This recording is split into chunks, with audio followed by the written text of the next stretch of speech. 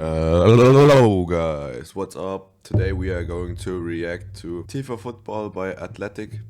He made a video about how footballers are tested before a season and we are going to watch it together. Let's go. Pre-season football training. You probably know that it involves an awful lot of running. For most clubs, this used to just mean the bleep test. This would see players needing to run 20 metres before hearing a beep. They would then have to run 20 metres back before hearing the next beep. Over time, the beeps would get closer and closer together, meaning that a player would have to run faster to keep up, and the test would only come to an end once they were slower than the beep on 2 occasions. This was the norm throughout football clubs during the 80s and 90s, but over time, critiques began to emerge. Many felt that the continuous straight line running of the bleep test was not applicable to the fitness players would actually need in a game, where there are lots of short sprints and changes of direction. As a result, a host of new technologies started to emerge, and each manager or club will have their own drill to test their players' fitness on the first day back from pre-season. So what exactly are they doing, and just how difficult is it? Yeah, the beep test has to do, so every footballer the 6-minute running the beep test is already. one preferred by Arne Slot at Liverpool, and on the surface it's relatively simple. Players are told to do as many laps of a 400-metre track as possible in the space of 6 minutes, and the expectation is that they complete between 1.5 and 2 kilometres in this time. The reason 6 minutes is chosen as the length is because this is roughly the duration that you can maintain your VO2 max, or the highest rate at which your body can use oxygen. Thomas Frank, meanwhile, favours the 1K test, where players are made to run 10 100-metre lengths as quickly as they can. Again, this doesn't seem too complicated, but when you consider the changing of direction, acceleration and deceleration that comes at the end of each lap, then it suddenly looks a lot more difficult. The expectation is that players will complete the drill in under 3 minutes and 15 seconds, and Brentford's Vitaly Janelt once admitted being so worried about the drill, he lost sleep the night before doing it. The Bronco test has been used by the New Zealand rugby team Okay, I'm back. for years, but recently it's started to become more common in football. Red, yellow and orange cones are all laid on the pitch. The red cone is 20 metres away, the yellow cone is 40 metres away and the orange one is 60 metres. Players must run to the red cone and back, yellow cone and back, and then orange cone and back, continuously 5 times.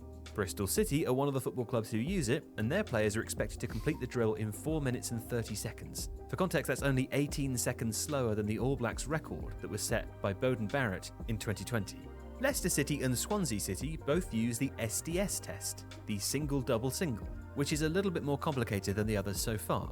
With the help of an audio track that controls the pace with beeps at every marker, each individual rep consists of 3 runs.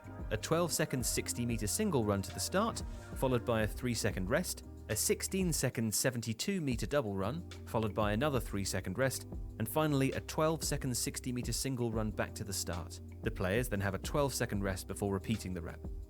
The Gacon was invented by former PSG fitness coach Georges Gacon and is synonymous with former PSG player Maurizio Pochettino today.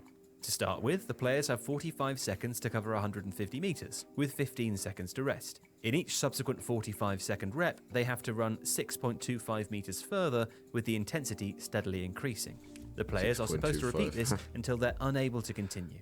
And Pochettino has used this as a way to test his players' mental barriers as well as their physical ones. While in pre-season with Chelsea, the Argentinian set his players a target of 10 reps. He then offered them the chance to stop at 8, but said that if every player completed the final 2 reps, then he'd buy the whole squad dinner.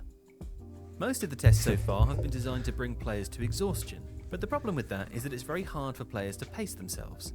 The 30-15 IFT looks to fix that. Similar to the bleep test, players have to run back and forth in time to a beep, but the distance gets progressively longer each time rather than staying the same. That's because as well as the speed increasing by 0.5 kilometers per hour at each stage, every run is 30 seconds.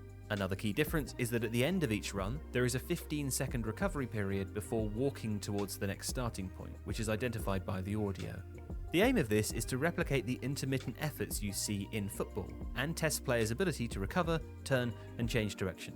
Carlos Baleba is a star pupil, while at Lille, the Brighton and Hove Albion midfielder reached speeds of 22.5 kilometers per hour, by which time he'd run the best part of 3 kilometers. And this test isn't just used by footballers. In fact, the star pupils, across other sports, tend to come from Australian rules football. If you like this video, please consider subscribing to the channel. The Athletic is home to some of the world's best sports journalists, including David Ornstein, I would probably do the Gacon, because if he buys me food, I would do everything for food. And yeah, I hope you enjoyed. We see yourselves in the next one.